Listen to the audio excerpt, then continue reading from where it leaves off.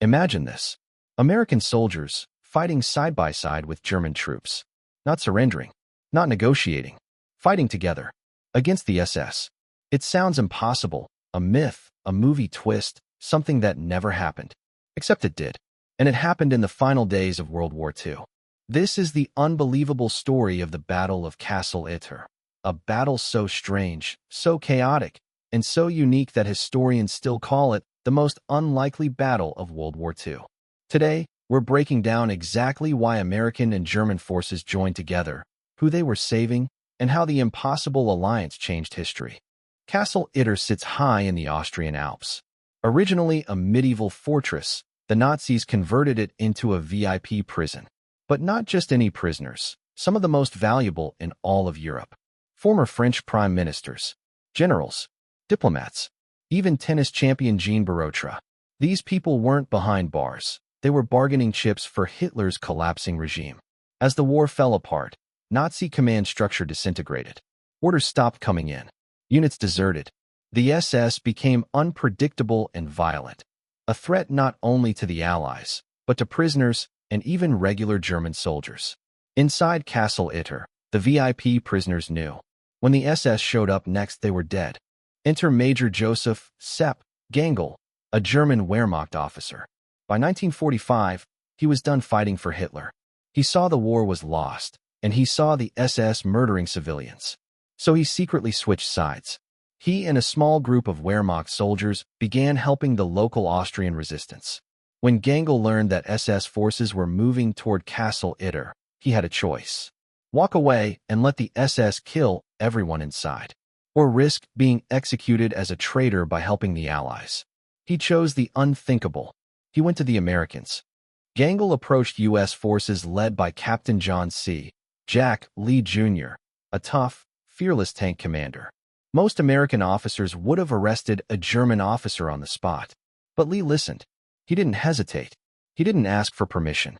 He formed a rescue team, including 14 American soldiers, a single Sherman tank, and 10 German Wehrmacht volunteers led by Gangel. Yes, Americans and regular German soldiers now rolled toward the castle together to fight the SS. The defenders reached Castle Itter on May 5, 1945. Almost immediately, SS troops surrounded the fortress, preparing to storm it. Inside the castle walls were 14 Americans, 10 German soldiers, 1 Sherman tank, a handful of Austrian resistance fighters, and the terrified VIP prisoners, some of whom grabbed rifles and fought themselves. This wasn't just a rescue. This was survival. The SS launched wave after wave of fire, heavily outnumbering the defenders. Machine guns, mortars, snipers. Lee and Gangel fought shoulder to shoulder on the battlements, directing fire and moving between positions under heavy danger. Then disaster struck. The Sherman tank, the strongest weapon in the castle, was destroyed by SS fire. The defenders were running out of ammo. The prisoners were panicking. The walls were collapsing. Major Gangel spotted a sniper aiming at one of the French prisoners, Paul Reynaud, former Prime Minister of France. Gangel threw himself into the line of fire to save him, and was killed instantly. The German officer who betrayed Hitler to save his enemies became the only defender to die in the battle.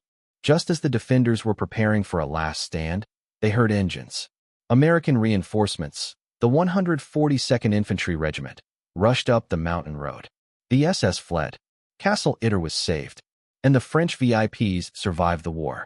In the official post-battle report, American soldiers noted something unprecedented. German and American troops fought side by side as allies. It had never happened before. It has never happened again. The Battle of Castle Itter wasn't a major turning point in the war. It didn't change the front lines or end the conflict. But it revealed something powerful. Even in the darkest days of World War II, when ideology divided entire nations, individuals could still choose courage over obedience, humanity over hatred. A German major who refused to follow tyranny. American soldiers who trusted their enemy. And a castle where the impossible briefly became real. If you want more unbelievable stories from World War II, make sure to like, subscribe, and tell me which battle you want next.